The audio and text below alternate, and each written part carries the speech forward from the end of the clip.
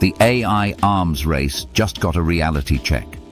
Traditional benchmarks that ranked AI models are now obsolete, and artificial analysis has flipped the script with its new intelligence index v4.0. Forget multiple-choice trivia or abstract math problems.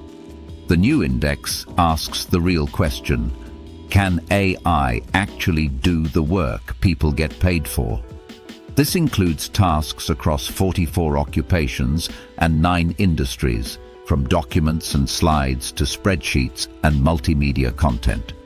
OpenAI's GPT 5.2 leads the pack, followed by Anthropic's Claude Opus 4.5 and Google's Gemini 3 Pro.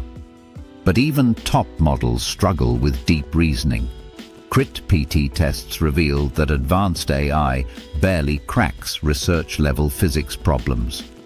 And the new AA-Omniscience evaluation shows accuracy doesn't always mean trustworthiness.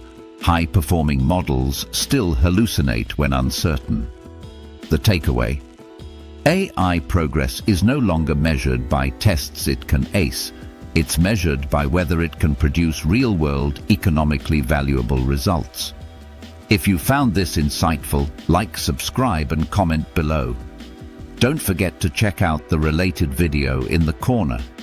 The future of AI isn't about passing exams, it's about doing the work.